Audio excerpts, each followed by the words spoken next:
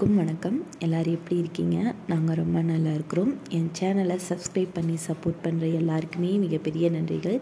என் சேனலில் first time video பார்க்குறீங்கன்னா இந்த வீடியோ ஃபுல்லாக பார்த்துட்டு உங்களுக்கு பிடிச்சிருந்துச்சுன்னா மட்டும் சப்ஸ்கிரைப் பண்ணுங்கள். இப்போ வாங்க வீடியோக்குள்ளே போகலாம்.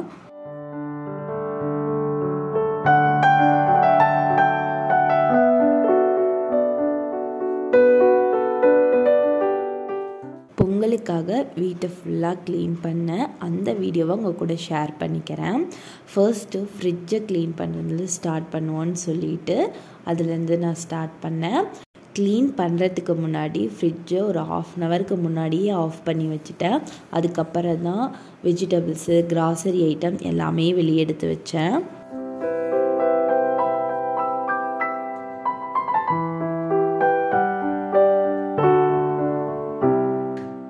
காலையில் 2 வேளைக்கு சேர்த்தியே சாப்பாடு செஞ்சுட்டேன். முள்ளங்கி சாம்பாரும் ரசமும் வச்சுருந்தேன். பொரியல் எதுவுமே வைக்கலை. 2 பேர் தானே, இதுவே போதும் அப்படின்னு சொல்லிட்டு நிறுத்திட்டேன். ஒரு 8 மணிக்கு ஒர்க் முடிஞ்சு. பையன் எந்திரிக்கலை. அதனால் ஃப்ரிட்ஜை க்ளீன் பண்ணிடுவோன்ட்டு ஃபுல்லாக சுத்தம் பண்ணேன். இந்த கண்ணாடி கிளாஸ் எல்லாம் ரொம்ப சேஃபாக க்ளீன் பண்ணணும்.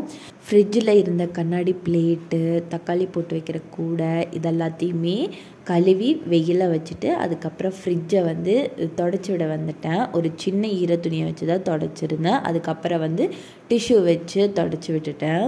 நமக்கு அது காயிற அளவுக்கெல்லாம் பொறுமை இல்லை. பையன் விளையாண்டுருப்பான் அப்படின்னு சொல்லிட்டு அப்போவே ஒரு டிஷ்யூ வச்சு தொடச்சிட்டு கண்டெய்னர்ஸையும் டிஷ்யூ வச்சு தொடச்சிட்டேன். காலையில் அந்த அளவுக்கு வெயில் அடிக்கலை, கொஞ்சம் ஈரமாக இருந்துச்சு. அதையும் டிஷ்யூ வச்சு தொடச்சிட்டு பிளேட் எல்லாத்தையுமே ஃப்ரிட்ஜில் ஆர்கனைஸ் பண்ணிட்டேன்.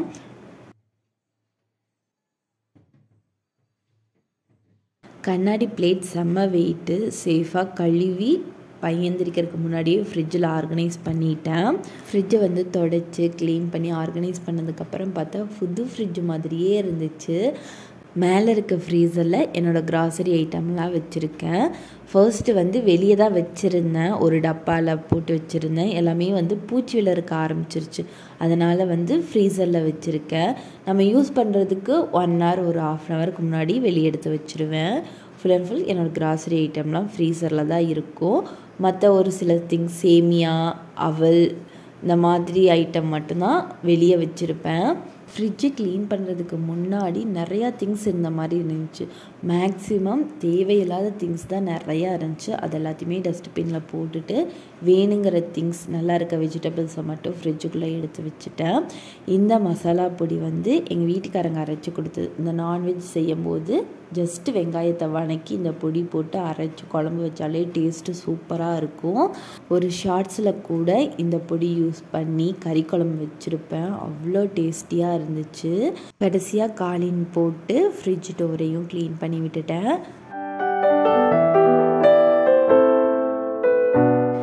எங்கள் வீட்டு கிச்சன் ரொம்ப சின்னது. ஒரு 1 or 2 hours க்ளீன் பண்ணிடலாம். அதனால் அடுப்புக்கு பக்கத்தில் இருக்கிற உப்பு, எண்ணெய் எல்லாத்தையுமே இன்னொரு கவுண்டர் டாப்பில் எடுத்து வச்சுட்டு க்ளீன் பண்ண ஸ்டார்ட் பண்ணிட்டேன். கிச்சனில் இருக்க ஜன்னலில் கத்தி, காஃபி தூள் மீதமானது அதில் சொருகி வச்சுருப்பேன். மெயினாக துணிக்காய போடுற கிளிப்பை ஒன்று வச்சுருப்பேன் டெம்ப்ரவரியாக.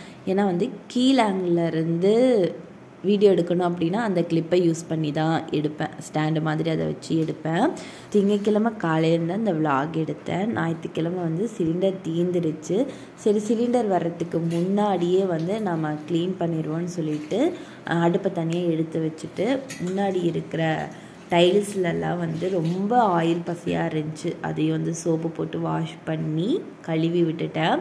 அடுப்பு வைக்கிற கவுண்டர் டாப்பை ஈஸியாக க்ளீன் பண்ணிடலாம். மந்த்லி ஒன்ஸ் இல்லைன்னா வீக்லி ஒன்ஸ் க்ளீன் பண்ணிடுவேன்.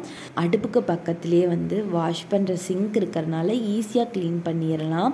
அதனால் நல்ல சோப்பு போட்டு க்ளீன் பண்ணி விட்டுட்டேன். இதுக்கு முன்னாடி இருந்த ரெண்டல் ஹவுஸில் க்ளீன் பண்ணுறதுக்கு அவ்வளோ சோம்பேறித்தனமாக இருக்கும். ஏன்னா ஸ்லாப்புக்கு அடியில் கேப் இருக்கும். க்ளீன் பண்ண அப்படின்னா அது கீழே தண்ணி வரும், மாப்பு போட வேண்டியதாக இருக்கும். அந்த மாதிரி ப்ராப்ளம்லாம் இருந்துச்சு. இந்த வீட்டுக்கு வந்ததுக்கப்புறம் அந்த மாதிரி ப்ராப்ளம் தோணுச்சு அப்படின்னா க்ளீன் பண்ணி விட்டுடலாம். துகிலன் எந்திரிச்சிட்டான். அதனால் டக்கு டக்குன்னு கவுண்டர் டாப் ஆர்கனைஸ் பண்ணிட்டேன். இந்த விளாக் 2 days கழித்து எடுத்தது தான். வீட்டை க்ளீன் பண்ணுறது ஒரே நாளில் க்ளீன் பண்ண மாட்டேன், கொஞ்சம் கொஞ்சமாக பிரித்து தான் நான் செய்வேன். 1 வீக்காக நான் வீட்டை க்ளீன் பண்ணிக்கிட்டு இருக்கேன். வீடு சின்னது தான், ஒரே நாளில் க்ளீன் பண்ணிடலாம். ஆனால் பையனை வச்சுட்டு பண்ணுறது ரொம்ப கஷ்டம். துணியெல்லாம் ஆர்கனைஸ் பண்ணுறது பையனை தூங்க வச்சுட்டு பண்ணுவான் தான் இருந்தேன். பையன் தூங்குற மாதிரி தெரியலை, அதனால் அவனை வச்சுட்டே தான் வந்து ட்ரெஸ்ஸை வந்து எடுத்து வச்சுட்டு இருந்தேன். ஒரு சப்ஸ்கிரைபர் ரொம்ப நாளாக கேட்டுக்கிட்டே இருந்தாங்க, ட்ரெஸ் எல்லாம் மூட்டை கட்டி ஒரு வீடியோ போடுங்க அப்படின்னு சொல்லிட்டு. கிட்டத்தட்ட 6 மந்த்தாக கேட்டுக்கிட்டே இருக்காங்க. அவங்களுக்காக தான் துணியெல்லாம் ஒரு சாரியில் வச்சு மூட்டை கட்டிக்கிட்டு இருக்கேன். 2 வாரத்துக்கு முன்னாடி எங்கள் சொந்த வீட்டுக்கு போனப்போ அங்கேருந்து கொஞ்சம் திங்ஸ் வந்து எடுத்துகிட்டு வந்திருந்தேன். மெயினாக வந்து துணி தான் எடுத்துகிட்டு வந்திருந்தேன். அந்த வீடு யூஸ் பண்ணாமல் இருக்கிறதுனால ரொம்ப டஸ்ட்டாக இருந்துச்சு. எல்லாத்தையும் க்ளீன் பண்ணி வச்சுட்டு துணியவும் எடுத்துகிட்டு வந்துட்டேன். கிட்டத்தட்ட ஒரு 2 வருஷம் வந்து அந்த துணி வந்து யூஸ் பண்ணாமல் தான் இருக்குது. அதனால் ஒரு மாதிரி ஸ்மெல் அடிக்க ஆரம்பிச்சிருச்சு. எடுத்துகிட்டு வந்து நல்லா கம்ஃபர்ட் போட்டு வாஷ் பண்ணி வச்சுட்டேன். ட்ரெஸ் எல்லாம் எடுத்து வச்சுட்டு இருக்கும் போதே துகிலனையும் அப்பப்போ வந்து எங்கேஜாக வச்சுருந்தேன். அப்பப்போ சாப்பிட்றதுக்கு வேர்க்கடலை, ஸ்நாக்ஸ் அந்த மாதிரி போட்டு கொடுத்துக்கிட்டே தான் இருந்தேன்.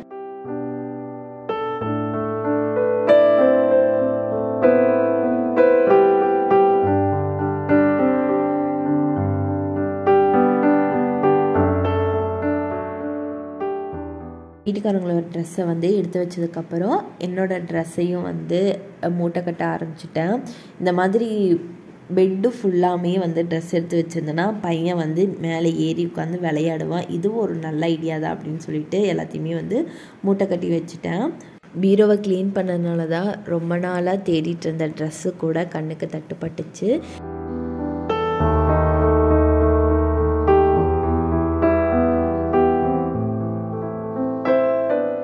எங்கள் 2 பேர்த்தோட ட்ரெஸ்ஸையுமே எடுத்து வச்சுட்டேன். துகிலனோடது மட்டும் எடுக்கலை. அதனால் அவரே வந்து எடுத்து கட்டல் மேலே போட்டுக்கிட்டு இருந்தார். ஒவ்வொரு புது ட்ரெஸ்ஸை பார்க்கும்போதும் இந்த ட்ரெஸ்ஸை போட்டு விடுங்க அப்படின்னு சொல்லி கேட்டுக்கிட்டு இருந்தேன். மேக்ஸிமம் எல்லா ட்ரெஸ்ஸுமே போட்டு விட்டுக்கிட்டே இருந்தேன். அதுலேயே எனக்கு டைம் போயிடுச்சு.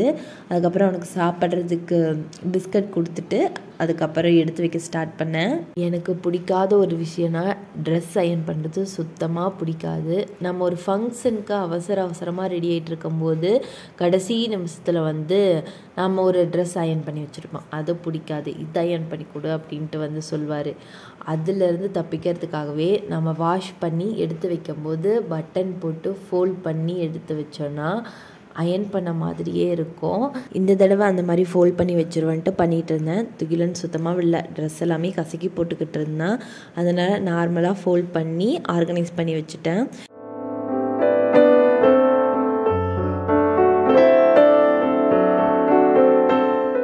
கட்டல் ஃபுல்லாமே ட்ரெஸ்ஸாக வச்சுருந்ததுனால துகிலன் அதுக்கு மேலே ஏறி விளையாடுறது, தூங்குறது இந்த மாதிரி சேட்டை பண்ணிக்கிட்டே இருந்தான். அவனையும் சமாளிச்சுட்டு தான் வந்து ட்ரெஸ் எல்லாமே எடுத்து வச்சுட்டு இருந்தேன். அடுத்து என்னோடய ட்ரெஸ் வந்து ஆர்கனைஸ் பண்ண ஸ்டார்ட் பண்ணிட்டேன். முதல்ல வந்து எல்லா ட்ரெஸ்ஸுமே வந்து மிக்ஸ் பண்ணி தான் வச்சுருந்தேன். சிட்டாலாம் வச்சுருக்க மாட்டேன். பேண்ட்டு, ஷாலு, டாப் எல்லாமே சிட்டாக வச்சுருக்க மாட்டேன். இந்த தடவை எல்லாமே சிட்டாக வைப்பேன்ட்டு ஆர்கனைஸ் பண்ணி வச்சுட்டேன். நான் போடுற மேக்ஸிமம் ட்ரெஸ் எல்லாமே ட்ரெண்ட்ஸில் எடுத்ததாக தான் இருக்கும். லெக்கினும் ஷாலும் வெளியே எடுத்துப்பேன்.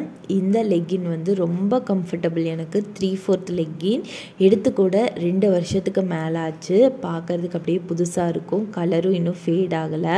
திருப்பூரில் சர்ஃப்ளக்ஸ் ஐட்டம் ஹோல்சேலில் நிறைய கடைகளில் கிடைக்கும். அப்படி எனக்கு கிடைச்சது அந்த லெக்கின். திருப்பூரில் காதர்பேட்டைங்கிற ஏரியாவுக்கு போனீங்கன்னா சீப் அண்ட் பெஸ்ட்டாக ட்ரெஸ் எடுத்துகிட்டு வரலாம். குவாலிட்டி வந்து சூப்பராக இருக்கும். ஆனால் வந்து பொறுமை வேணும். நமக்கு வந்து தேடி எடுக்கிற அளவுக்கு பொறுமை வேணும். ஒரு நாள் ஃபுல்லாக அதுக்கு டைம் ஸ்பெண்ட் பண்ணிங்கன்னா ட்ரெஸ் எல்லாம் சீப் அண்ட் பெஸ்ட்டாக எடுத்துகிட்டு வரலாம். துகிலனுக்கு போட்டிருக்க ஸ்வெட்டரு, குழந்த பிறந்தப்போ போட்ட ட்ரெஸ் எல்லாமே காதர்பேட்டையில் எடுத்தது தான். இப்போ நாங்கள் இருக்க ஏரியாவை சுற்றி நிறைய கம்பெனி இருக்குது, ஸ்டிச் பண்ணுற கம்பெனி. அங்கே மேக்ஸிமம் வந்து லெக்கின் தான் ஸ்டிச் பண்ணுறாங்க. அதை விட்டால் குழந்தைகளுக்கு பனியன் ஸ்டிச் பண்ணுறாங்க. நம்ம வேணும்னா அமௌண்ட் கொடுத்து ஒரு சிங்கிள் பீஸ் கூட நம்ம வாங்கிக்கலாம். இந்த தடவை அந்த மாதிரி வாங்கலான்ட்டு லெக்கின் 2 வாங்கினேன். இன்னர்ஸும் வந்து வாங்கினேன். இன்னர் வந்து ரொம்ப சீப் அண்ட் பெஸ்ட்டாக வாங்கினேன். நம்ம நல்ல குவாலிட்டியாக காட்டன் மெட்டீரியலாக வாங்கினோன்னா ஒரு 200 ரூபாய் 250 ரூபாய்க்கு ஒரு பீஸ் வாங்கலாம். அதுவே வந்து லைட்டாக கரை படிஞ்சது, ஸ்டிச்சிங் ப்ராப்ளம் அந்த மாதிரி இருக்க துணியெல்லாம் ஆஃப் ரேட்டுக்கு வாங்கலாம். அந்த மாதிரி தான் இந்த தடவை வாங்கியிருந்தேன். குவாலிட்டி சூப்பராக இருந்துச்சு. முக்கால்வாசி வீட்டில் க்ளீன் பண்ணதுக்கப்புறம் கடைசியாக வந்து ஸ்லாப்பை க்ளீன் பண்ணுறதுக்கு வந்தேன். இங்கே வந்து ஒரே ஒரு ஸ்லாப்பை மட்டும் க்ளீன் பண்ணால் போதும். மேலே வந்து போர்வை, தலகாணி இதெல்லாம் வச்சுருக்கேன். அதெல்லாம் வந்து டெய்லி எடுக்கிறது வைக்கிறது, அதனால் வந்து அதை க்ளீன் பண்ணல. நடுவில் இருக்கிற ஸ்லாப்பில் தான் பொட்டு, கிளிப்ஸு, மேக்கப் ஐட்டம்ஸ் இதெல்லாமே வச்சுருக்கேன். அது கூடவே லேப்டாப்பு, புக்கெல்லாம் வச்சுருக்கேன். புக்கு வந்து டிவி டேபிளில் தான் வச்சுருந்தேன். பையன் வந்து அந்த டேபிள் மேலே ஏறுறான், புக்கில் பாதி பேப்பரை கிழிச்சிட்டான். அதனால் வந்து புக்கை வந்து இந்த ஸ்லாப்பில் ஷிஃப்ட் பண்ணி வச்சுட்டேன். இந்த ஸ்லைட்டு வந்து பையன் வந்து எழுதுறதுக்காக வாங்கிட்டு வந்தாங்க. ஆனால் அவர் எழுதுறதில்ல, நான் தான் எழுதி எழுதி பார்க்குறது.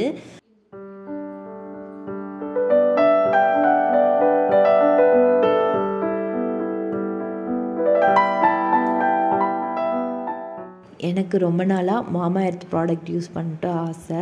ஆனால் ரேட் காஸ்ட்லியாக இருக்குன்ட்டு வாங்க மாட்டேன். இந்த தடவை மீஷோவில் நியூ இயர் ஆஃபர் போட்டிருந்தாங்க. அதில் வந்து விட்டமின் சி ஃபேஸ் க்ரீம் வாங்கியிருந்தேன், யூஸ் பண்ணி பார்க்கலான்ட்டு. நெக்ஸ்ட்டு வந்து லிப் பாம். இந்த 2 ப்ராடக்ட்டு தான் ஃபேஸ்க்கு யூஸ் பண்ணிக்கிட்டு இருக்கேன்.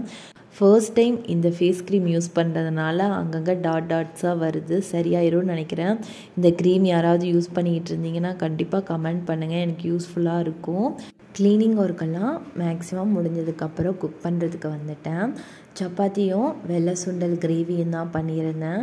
சப்பாத்திக்கு மாவு காலையில் பிசைஞ்சு வச்சது மீதம் இருந்துச்சு. அதையும் வந்து ஒரு 5 மணிக்கு வெளியே எடுத்து வச்சுட்டேன். ஃப்ரிட்ஜில் வச்சுருந்தேன், கூலிங்கெல்லாம் போகட்டும்னு வெளியே எடுத்து வச்சுருந்தேன். நல்லா கூலிங்கெல்லாம் போயிருந்துச்சு. அதனால் ஒரு தடவை சாஃப்டாக அழுத்தி பிசைஞ்சு வச்சுட்டு கிரேவி வைக்க ஸ்டார்ட் பண்ணிட்டேன். கிரேவி வந்து சூப்பராக வந்துருந்துச்சு. ஒயிட் குருமா எப்படி பண்ணுவனோ அதே மெத்தடில் தான் பண்ணியிருந்தேன். இந்த தடவை கேரட், பீன்ஸ் எதுவுமே இல்லை. ஒரே ஒரு உருளைக்கிழங்கு இருந்துச்சு. உருளைக்கிழங்கு நிறையா சுண்டல் போட்டு பண்ணியிருந்தேன். கிரேவி அந்தளவுக்கு டேஸ்ட்டு சூப்பராக இருந்துச்சு. சப்பாத்திக்கு துகிலனுக்கு சப்பாத்தி மாவு பார்த்ததும் எப்படி இருந்துச்சோ தெரியல, அவனே உருண்டை பிடிக்கிறேன்னு சொல்லிட்டு ஸ்லாப்பில் உட்காந்து பிடிச்சிக்கிட்டு இருந்தான். கரெக்டாக சப்பாத்தி சுடும்போது பக்கத்து வீட்டுக்கு போயிட்டான். அங்கே நிறையா குட்டீஸ் வந்து விளையாட வந்திருக்காங்க அப்படின்னு சொல்லிட்டு நான் அந்த கேப்பில் வந்து சப்பாத்தி சுட்டுட்டேன். கரெக்டாக எங்கள் வீட்டுக்காரங்களும் ஆஃபீஸ் முடித்து வந்துட்டாங்க. சேர்ந்து உட்காந்து தான் சாப்பிட்ருந்தோம்.